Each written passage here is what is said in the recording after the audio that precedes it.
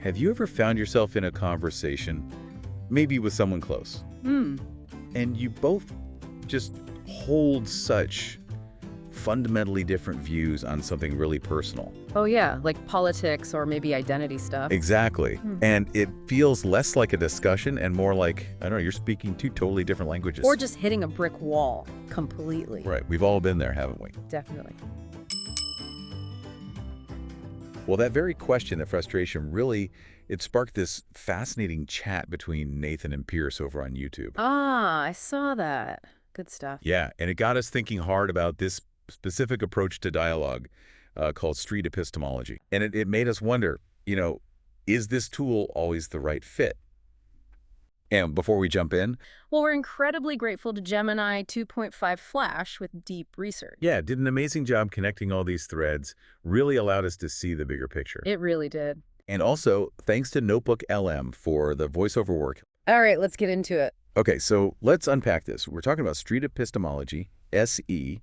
For anyone maybe not familiar, what exactly is it? What are the main ideas? Right. So street epistemology, or SE, it's basically a conversational method. And the main aim is to explore and sometimes challenge these really deeply held convictions people have, but in a non-confrontational way. Non-confrontational, that's key. Totally. The street part just means you do it anywhere. Not just a university classroom, but, coffee shops, family dinners. Oh, in the real world. Exactly. And the big emphasis is on active listening, not trying to win an argument or score points. So less debate, more exploration. Precisely. It's all about asking these thoughtful, probing questions to get someone to really think critically about how they arrived at their belief. What's the justification behind it? And this is super important. The stated goal is explicitly not about persuading someone or schooling them or converting them to your view. Okay, so what is the goal then? The goal is to foster this reflective, open-minded dialogue, a space where both people feel it's free from judgment. So if I'm getting this right, it's less about hammering the content of the belief itself. Right. And more about getting people to examine the process. Like, how did they build that belief in the first place? The architecture, like you said. Exactly. You nailed it. It is about the architecture. And that brings up this key concept called doxastic openness. Doxastic openness. Sounds fancy. It does, but it's pretty simple. It just means both people in the conversation need to be genuinely willing to potentially revise their own beliefs. Ah, both sides. Yes, if the methods they use to form those beliefs turn out to be unreliable. Interesting. So it's a two-way street. Ideally, yes. The philosophy underpinning this is often called reliabilism. Basically, the idea that a belief is only really justified if it comes from a reliable truth-finding process. Ah, okay. So it's not just what you believe, but how reliably you got there. Precisely. And if the how is shaky, maybe based on, say, faulty reasoning or poor evidence, then the what might need a second look. Exactly. And proponents of SC really stress how useful it can be for tackling really difficult, sensitive topics. Like the ones that usually end in shouting. Right. They see it as a way to actually enhance understanding between people, promote civility, build bridges instead of walls. Makes sense. And while it first got traction discussing religious beliefs, specifically belief in God, its advocates are clear. They say it's broadly applicable to any belief a person might hold. Any belief. Wow. Yeah, and the sources give tons of examples, everything from political views, opinions on vaccines, even conspiracy theories, all the way to really sensitive social issues like, say, LGBTQ plus rights. That's a huge range. So practically, how does it work? Like, if someone wanted to do SE, are there specific techniques? Oh, absolutely. It's quite structured, actually. Very methodical, as you'd expect from something Socratic. Right, the questioning. Exactly. It usually involves a sequence of specific question types. You might start with clarification, asking things like, what exactly do you mean when you say X? Or could you elaborate on that a bit? Just getting clear first. Yep. Then you often move to challenging the underlying assumptions. Why do you think that's true? Or what led you to that specific conclusion? Okay, digging deeper. Then you probe the evidence and reasoning. Questions like, how do you know that? Or a really interesting one, what kind of evidence might convince you otherwise? Ah, that's a good one. Puts the ball in their court. It does. Then an SE practitioner often tries to elicit alternative viewpoints, asking things like, what other perspectives do people hold on this? Or have you considered other ways this could be interpreted? Broadening the picture. Exactly. And finally, you might explore the implications of the belief. What follows if that assumption isn't correct? Or how does holding this belief affect other parts of your life or thinking? So it's really peeling back layer after layer. That's a great way to put it. And there are even specific named techniques. One is Alexander's question. It asks directly, what new information or evidence would it take for you to change your mind about this belief? Whoa, that's direct. It is. The goal is to get the person to identify their own criteria for belief change. It directly tackles confirmation bias, our tendency to just look for stuff that agrees with us. Right, we all do that. Another really potent one is asking, if one day you found out that reason you just gave wasn't actually a good reason, would you still hold the belief? Trying to find the real bedrock reason. Exactly. It helps uncover those deeper, maybe unstated motivations beyond the surface justifications. And critically, throughout this whole process, the interviewer's role is strictly to ask questions. No opinions, no facts from them? None. No preaching, no debating points. Yeah. The focus stays entirely on the other person's reasons for their beliefs. That sounds difficult to restrain yourself. It takes practice, and this non-persuasive intent is what really separates SE from, say, a street preacher or an evangelist or even a formal debater who's trying to win. Okay. Building and maintaining rapport, that trust, is also emphasized heavily. Without that connection, the whole thing just doesn't work. It needs to feel like a safe space for them to think out loud, maybe even doubt themselves a little. That sounds like a really careful, almost surgical approach for a lot of beliefs. Factual claims, maybe. Well, it can be, yeah. But, like we hinted at, our sources are pointing towards a specific kind of belief where SE might, stumble or hit its limits. These identity-based beliefs. So before we dive into the problems, let's get a handle on this. What exactly are we talking about with identity and identity-defining beliefs? Okay, great question. Because identity is, it's complex. It's not just one thing. It's this multifaceted construct.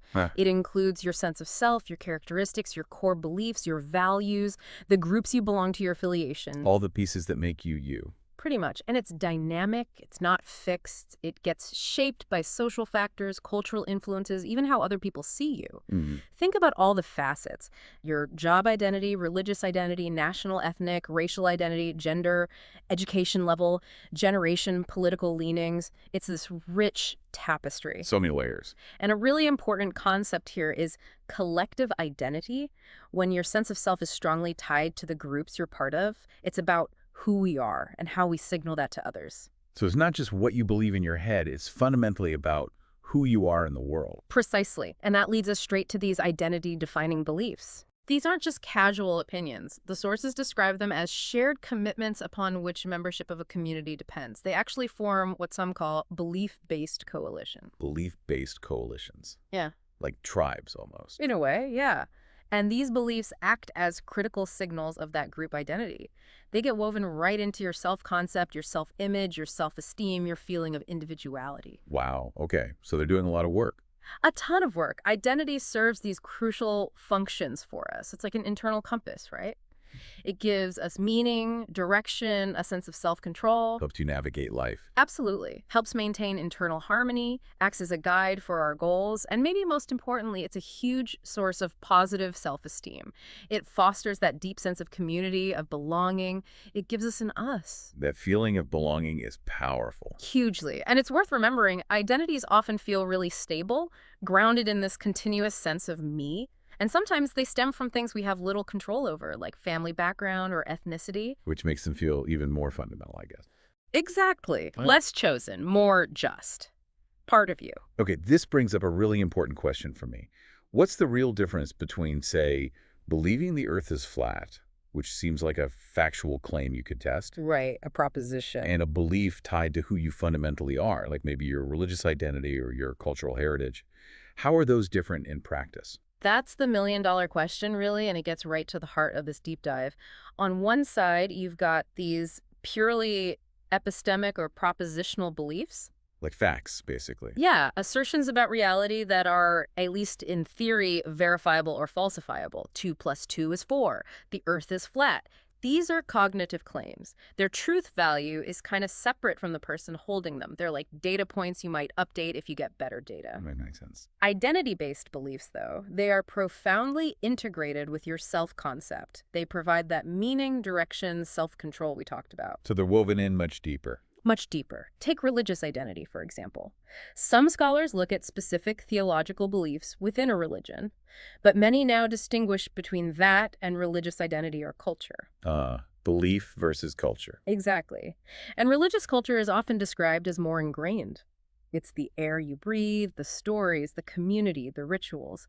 It's less susceptible to purely rational scrutiny than individual factual claims, which, as the sources say, can and do frequently change.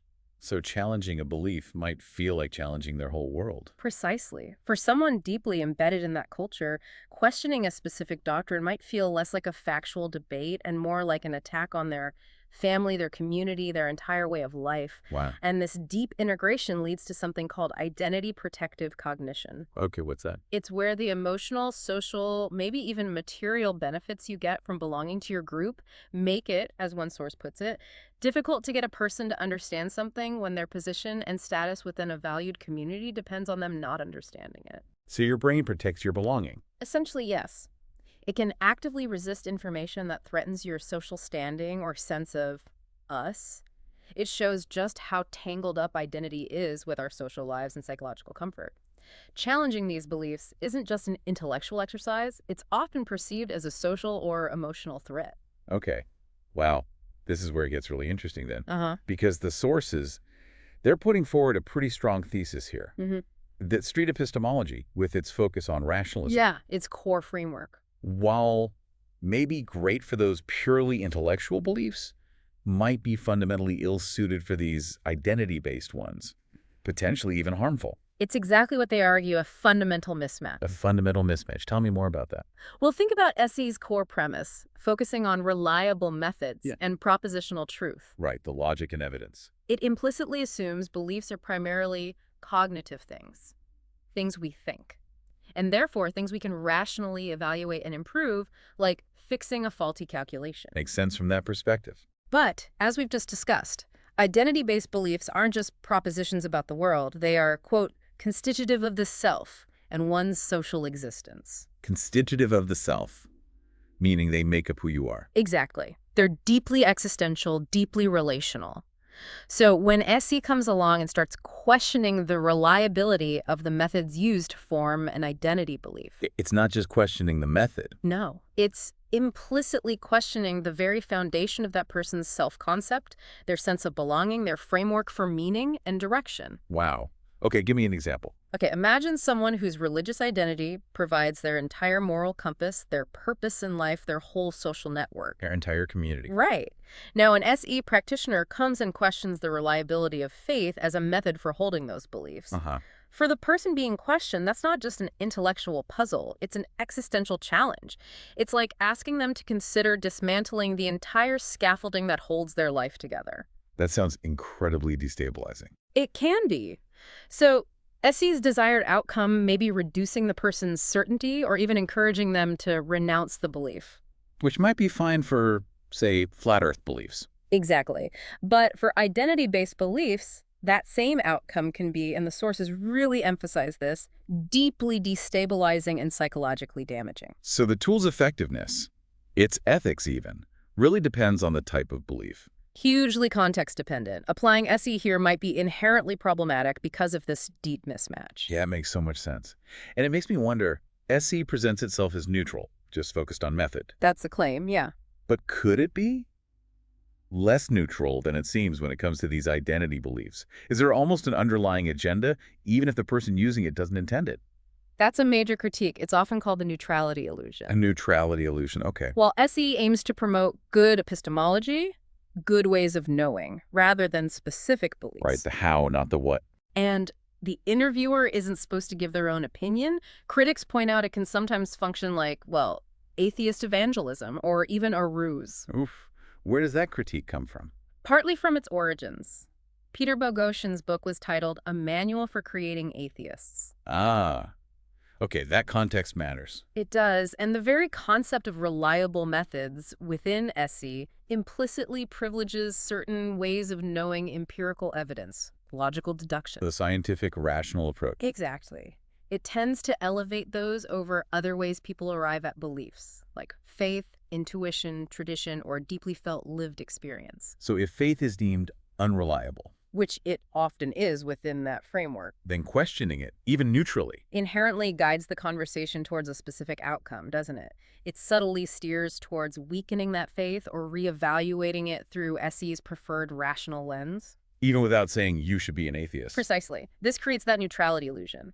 The method itself, by its underlying assumptions, isn't truly neutral in its effect on certain types of beliefs. And if the person being questioned senses that, Trust evaporates, rapport breaks down. It makes genuine self-reflection almost impossible, and often leads to defensiveness or feeling manipulated. which is the opposite of the intended goal. Completely. And it's especially damaging for identity beliefs because a perceived challenge to the belief feels like a challenge to the person. It can be way more harmful than just having an honest, direct disagreement. Okay, so let's put these side by side then. SE's rational focus versus the messy, complex reality of identity beliefs. Where do the biggest clashes occur? Let's break it down. Great idea. Let's really compare them point by point. Okay, first up, primary focus. Right. For SE, the focus is crystal clear. Evaluate the reliability of the method used to form the belief. It's like a quality control check on thinking. Technical, process-oriented. Yeah. But for identity-based beliefs, the focus is totally different. These beliefs are fundamental to your self-concept, your social belonging, the meaning and direction in your life. So process versus existence, almost. And that's a good way to put it. Next, the basis of belief. How are they built? SE champions rational justification, empirical evidence, logical consistency. That's its gold standard. Okay. Identity beliefs, often built on lived experience, powerful cultural narratives, deep emotional resonance, strong social ties.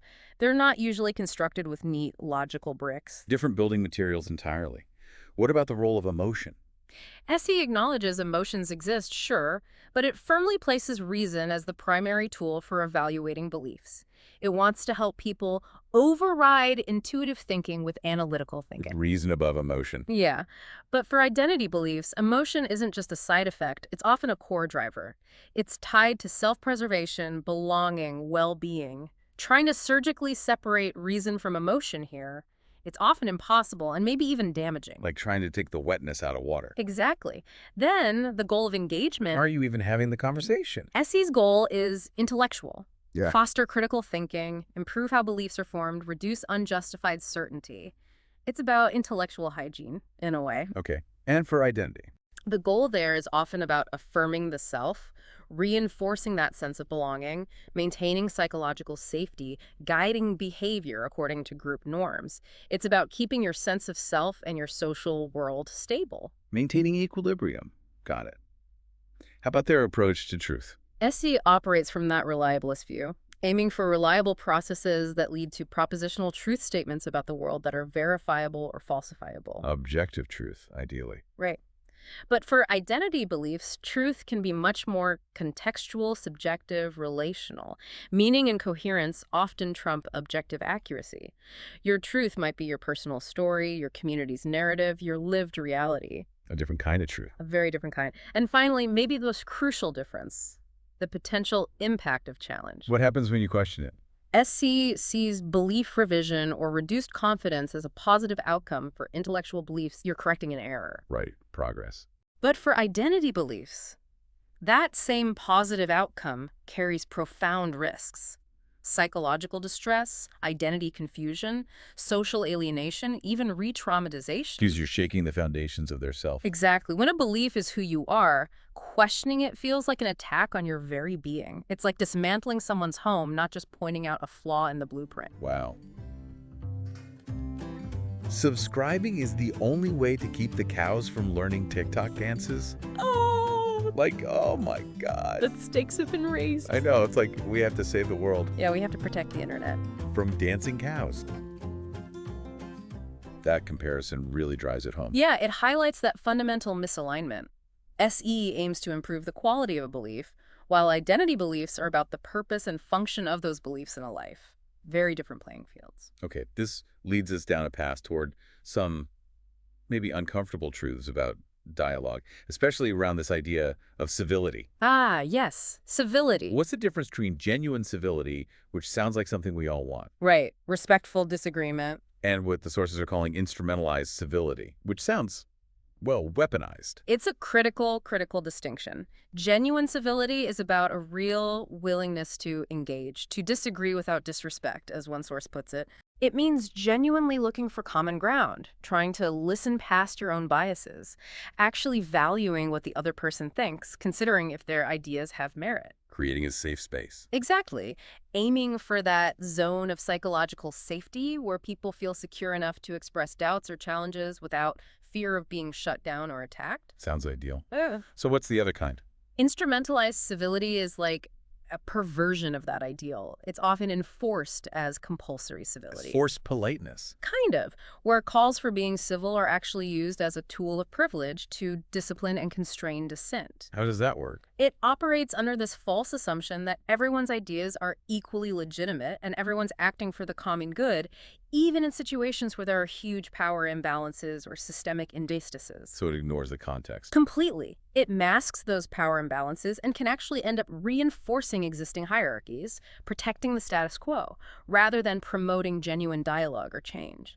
Okay, so connecting that to the real world, how do these demands for civility actually affect people, especially maybe marginalized groups? This is where it gets really problematic. These calls for instrumentalized civility can become a subtle way of denying access and belonging. How so? Think about institutional cultures, praising collegiality, telling people to follow proper channels, urging them to be a team player. Sounds reasonable on the surface. Right, but it can lead to multiple forms of coercion and bullying, often through subtle gaslighting strategies that make individuals doubt their own perceptions, feel isolated, or believe they are the problem for raising an issue. So if someone speaks out, challenges injustice, makes waves, They get labeled unbecoming, uncivil, disruptive, not collegial. It effectively silences dissent and keeps the existing power structures firmly in place. And this lines up perfectly with critiques from critical social justice perspectives, which argue that power dynamics aren't just something to study, they're baked into the system and often used to maintain dominant group privilege.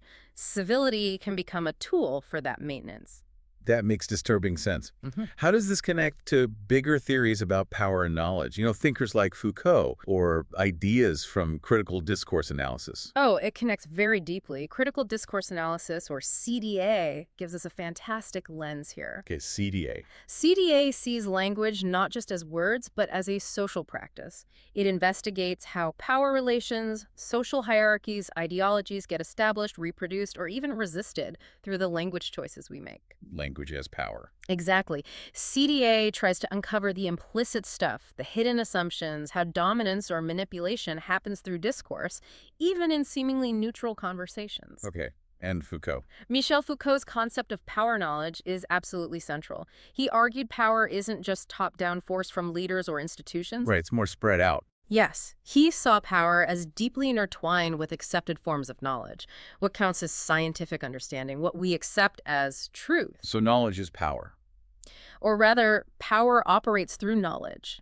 Foucault said the battle for truth isn't about finding some absolute truth, but about the rules we use to separate true from false, and how power gets attached to what we call true. So discourse itself, how we talk, the categories we use, what knowledge we consider legitimate, becomes a site where power operates and where resistance can happen. Okay.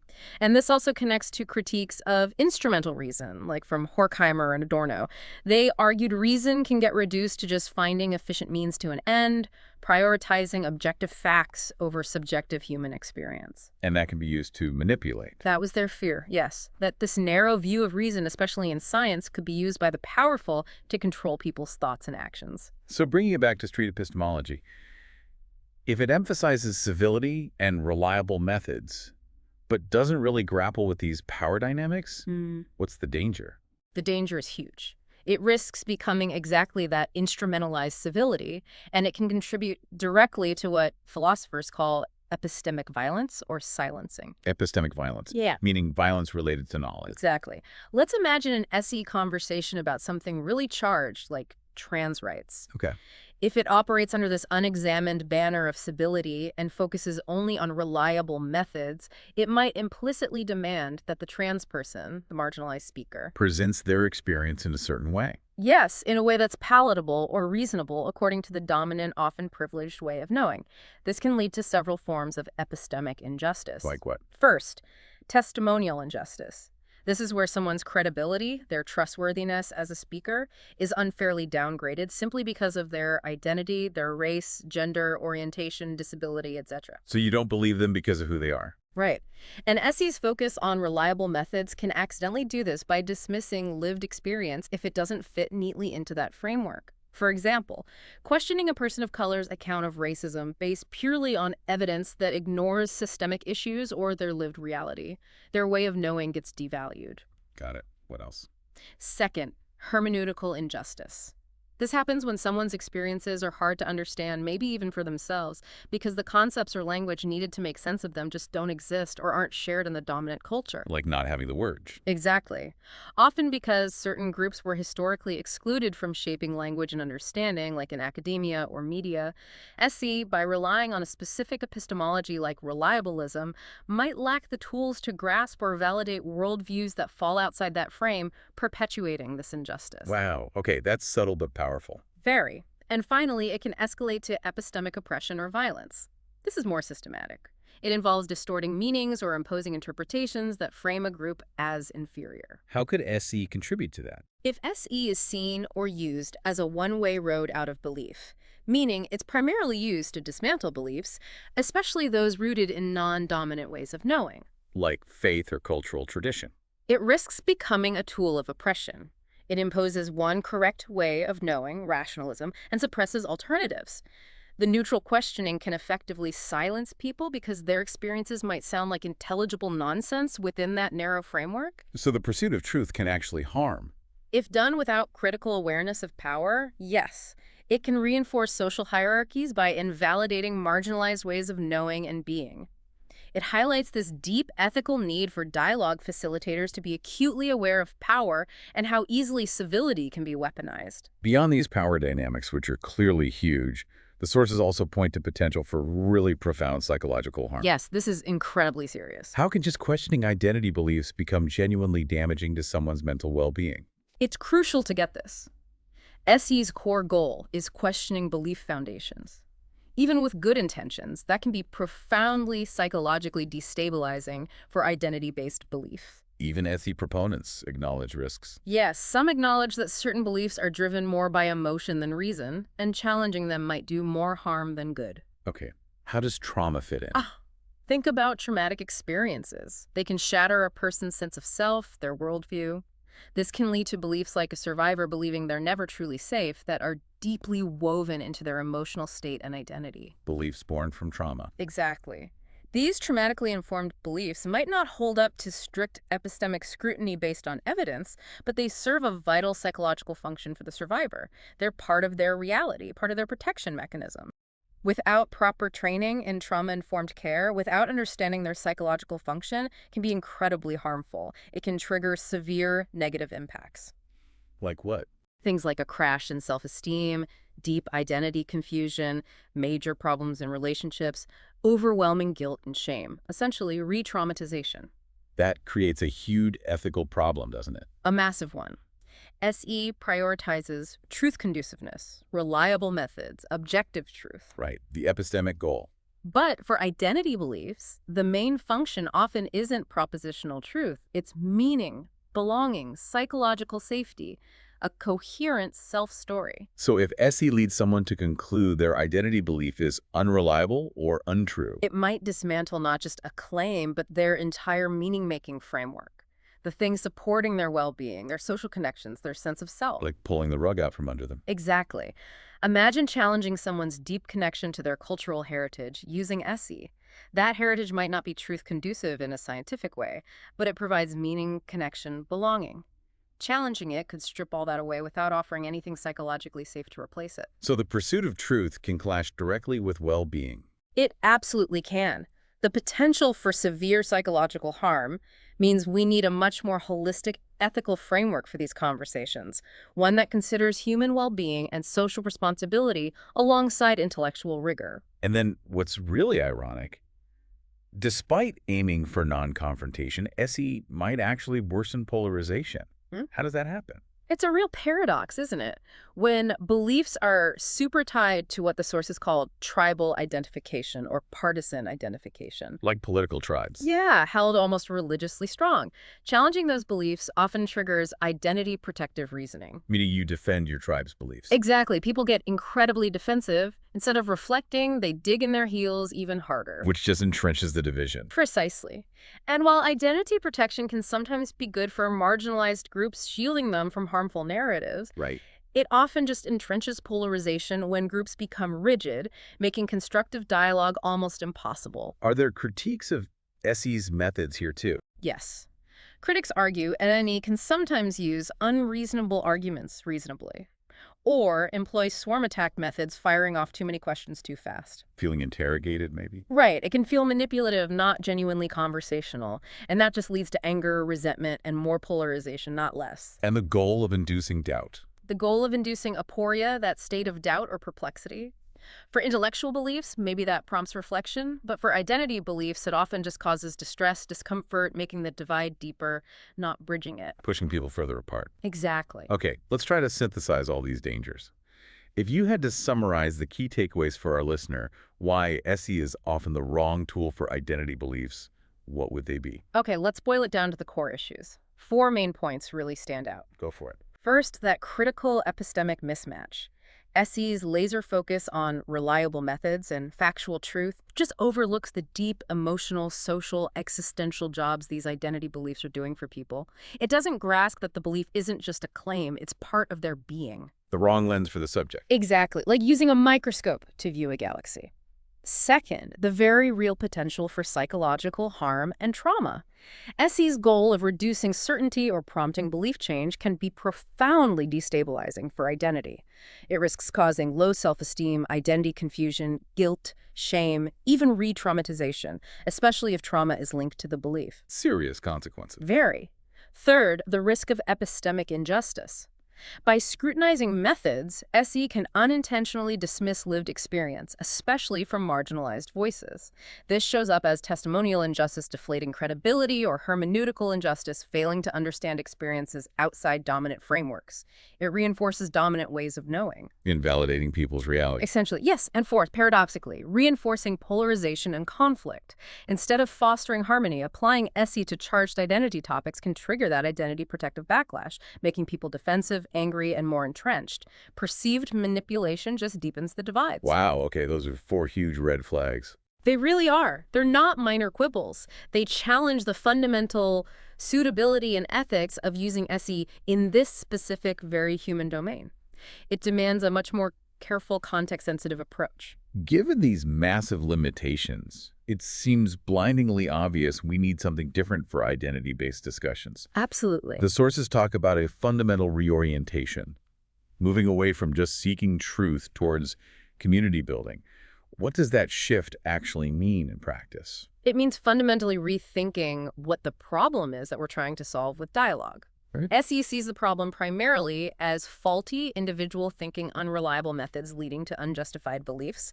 Its goal is cognitive correction.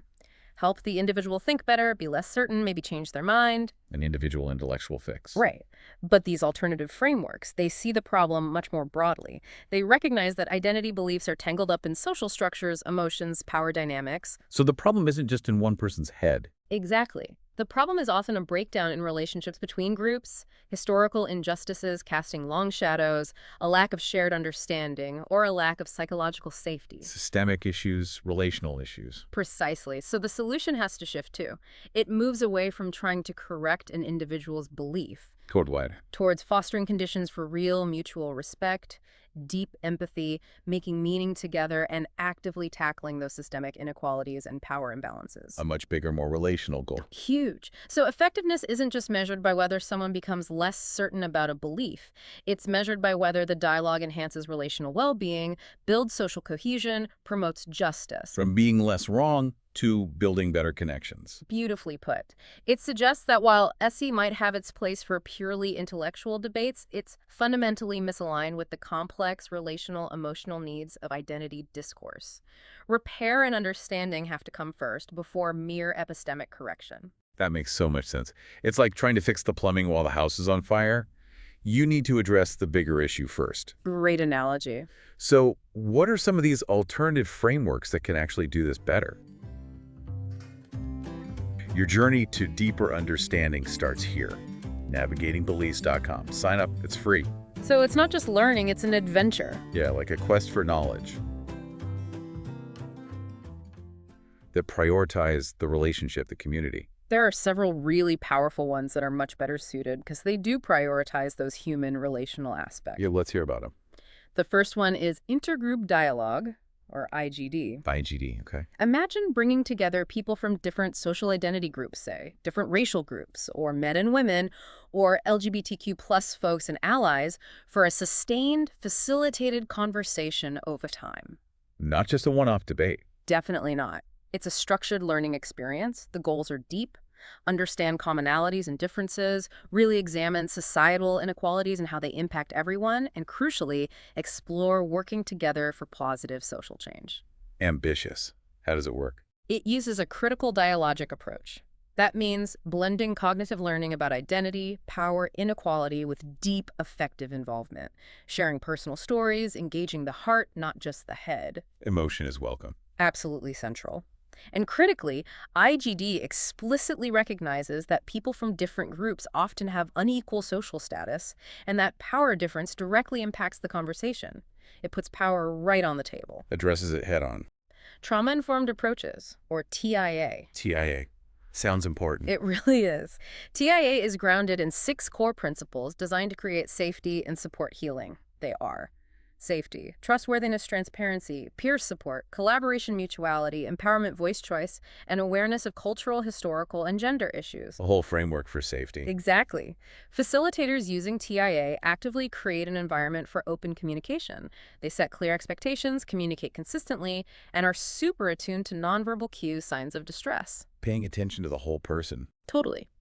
TIA also explicitly acknowledges power differences and invites people to name issues that might make the conversation difficult or triggering. Proactive about potential harm. Yes.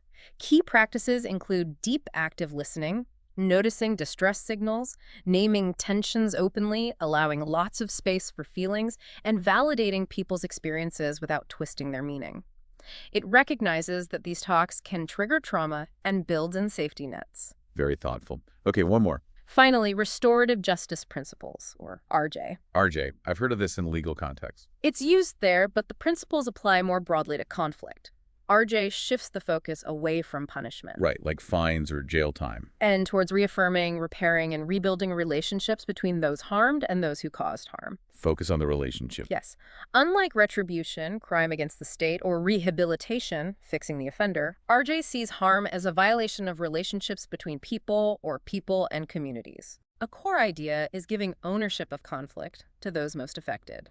It intentionally amplifies victims' voices, so offenders can truly understand the impact of their actions, addressing root causes and fostering real accountability. Hearing the impact directly. Exactly. RJ aims for justice and belonging in a non-judgmental space. It sees conflict as a chance to learn and grow, and it explicitly values things like trust, respect, honesty, humility, empathy, forgiveness, all crucial for repairing relationships. Wow.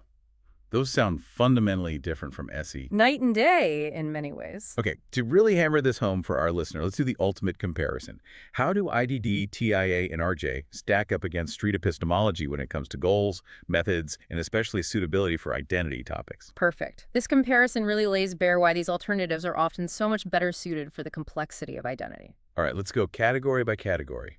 Primary goal. SE. Improve individual belief formation, foster critical thinking about methods. Very cognitive. Okay. Alternatives. IGD. Understand difference inequalities. Explore working together for social change. Relational and societal. TIA. Create psychological safety. Promote healing and well-being. Therapeutic. RJ. Reaffirm, repair, rebuild relationships after harm. Restorative. Huge difference in ambition. Totally different names. Okay. Core methodology. SE. Structured Socratic questioning. Focus on justification. Interviewer neutrality. Alternatives. IGD. Facilitated, sustained communication between groups. Blending cognitive emotional learning. TIA. Guided by principles of safety, trust, collaboration, empowerment, choice. RJ. Focus on harm, needs, amplifying victim voices, community involvement. The how reflects the why. Makes sense. Approach to emotion. SE. Acknowledged, but reason is primary for evaluation. Keep it rational. Alternatives. IGD. Integrated, engages heart as well as intellect. TIA. Central, validated, space actively created for feelings, distress managed. RJ. Acknowledged as core to harm and healing, empathy, forgiveness valued. Emotion is embraced, not sidelined. Big difference. Engagement with power dynamics. Yeah. This seems crucial. Huge. SE. Not explicitly addressed. Often assumes equal standing implicitly. Which is risky. Alternatives. IGD. Explicitly addresses unequal status. Power is a central topic. TIA. Explicitly aware of and addresses power dynamics. Facilitator group, intergroup. RJ. Implicitly addresses power by amplifying harmed voices, focusing on needs. Power is part of the conversation. Essential for identity topics. How about the role of lived experience? ETA. Often scrutinized for reliability, potentially questioned if not fitting the rational frame. Alternatives. IGD Central. Shared personal reflections are key to learning. TIA. Validated, encouraged, speak from I, seen as holding truth. RJ. Foundational, especially the experience of harm and needs, drives the process. Lived experience is valued as knowledge. Another stark contrast. What about the desired outcome? SE. Reduced certainty, belief revision based on reliable methods, intellectual change. Alternative. IGD. Improved intergroup relations, identity exploration, collective action, social change. TIA. Authentic engagement, safety reestablished, coping tools provided, healing. RJ. Reconciliation, reduced future harm, stronger communities. Repair. Again, vastly different end goals. So the bottom line, suitability for identity-based beliefs. Based on everything we've discussed from the sources, SE scores low here. High potential for mismatch, potential for harm, doesn't address power or emotion adequately. And the alternatives. IGD, TIA, RJ, they all score high. They are specifically designed to handle the complexity, the emotion, the social embeddedness of identity. They're built for sensitive context, potential trauma, conflict, and the need for relationship repair. Wow, that comparison makes it incredibly clear. It really does. It underscores that critical need. Choose the right tool for the specific job you're trying to do in the conversation. One size definitely does not fit all. So bringing this all together, what does it mean for us, for our listeners, if we genuinely want to foster understanding, engage constructively in this divided world? Yeah. What's the big takeaway, the actionable insight? The biggest takeaway, I think, is this. Street epistemology, despite its worthy goals of promoting critical thinking, is often fundamentally the wrong tool when dealing with identity-based beliefs. Because of that core mismatch. Exactly. That mismatch between its rationalist framework and the deep existential relational nature of identity. SE is built to evaluate beliefs like propositions based on truth and reliable methods. But identity beliefs aren't just propositions. No, they're woven into self-concept, belonging, emotional well-being, meaning. Challenging them through SE's narrow lens risks dismantling a person's entire support structure, not just correcting a factual error. Leading to that potential for real harm. Right. Significant psychological harm, identity confusion, low self-esteem, shame, re-traumatization. And it risks perpetuating epistemic injustice by devaluing lived experience and imposing a dominant way of knowing. And paradoxically worsening polarization. Exactly. Yeah. Triggering defensiveness, entrenching views, undermining trust. So what's the call to action then? It's a call for a much more ethically informed, context-sensitive approach to how we talk about sensitive topics. We have to recognize that not all beliefs respond to the same kind of scrutiny. The right tool depends on the belief, the context, the power dynamics. Precisely. We need a paradigm shift, moving beyond just individual rational correctness to considering relational well-being, social justice, collective understanding.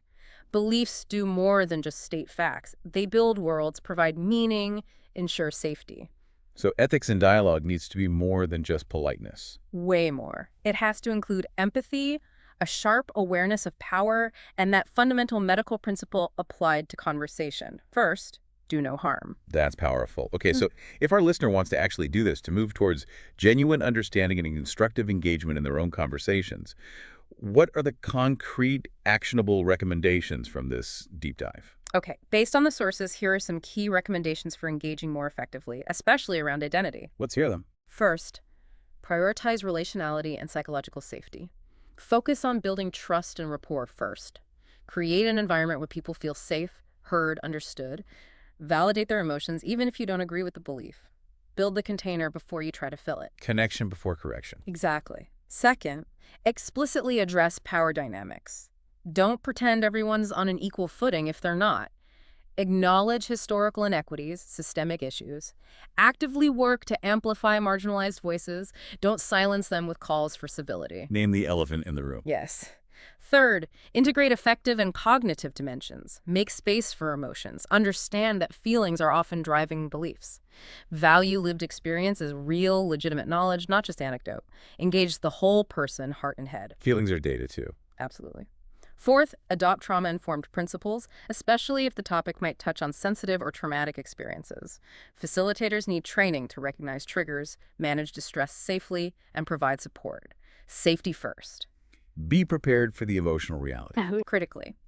Fifth, for deep conflicts or where harm has occurred, embrace intergroup dialogue and restorative justice frameworks.